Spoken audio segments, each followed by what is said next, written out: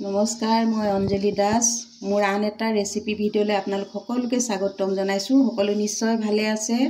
এয়া চাওকচোন মই কি ৰান্ধিবলৈ লৈছোঁ, আপোনালোকলৈ শ্বেয়াৰ কৰিব খুজিছোঁ। মই প্ৰথমতে আটাৰে দুটা দৌৰ বনাই লৈছোঁ, এটা পালেঙৰ ৰসেৰে আনটো বিটৰ ৰসেৰে। এয়া মই ৰেডি কৰি ৰাখিছোঁ।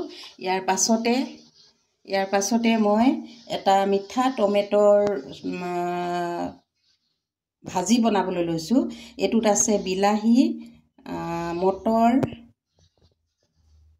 কেপচিকাম, লগতে আছে কিচমিচ, কাজু, অলপ গোলকৈ কটা পিঁয়াজ। মই কেনেদৰেনো বনাওঁ আপোনালোকে শেষলৈকে ভিডিঅ'টো চাই থাকিব।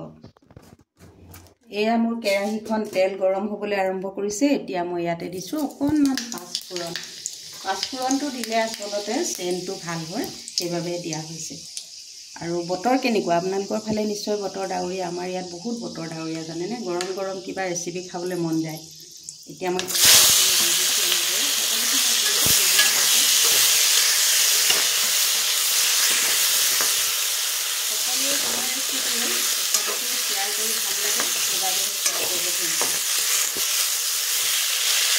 এনেকুৱা ডাৱৰীয়া বতৰ হ'লে কিবা কিবি বনাই খাই আৰু মানুহক খুৱাই বৰ ভাল লাগে, নহয়নে?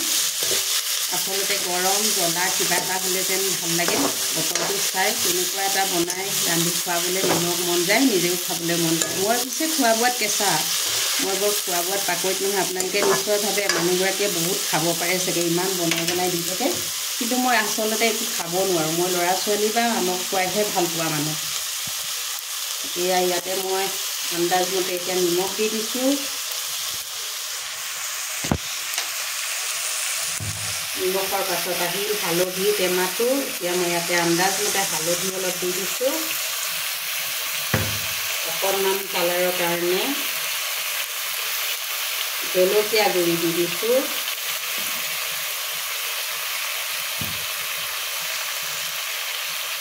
অকণমান মছলা দি দিছোঁ, বৰ বিশেষ নহয়, অকণমান মছলা দিছোঁ।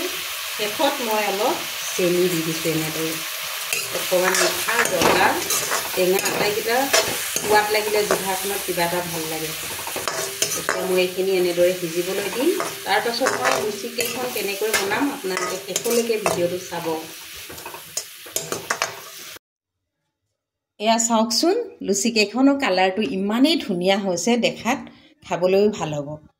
এনেকৈ সৰু ল'ৰা ছোৱালীক আচলতে অকণমান বুদ্ধি কৰি খুৱাব লাগে। আজিকালি যিহেতু শাক পাচলি ল'ৰা ছোৱালীবিলাকে নোখোৱা হ'ল, আমি আকৌ পালেং, গাজৰ এইবিলাক বিচাৰি ফুৰোঁ। আজিকালি ল'ৰা ছোৱালীয়ে নাখায়, সেইবাবে মই এনেকৈ বনাই খুৱাবলৈ লৈছোঁ।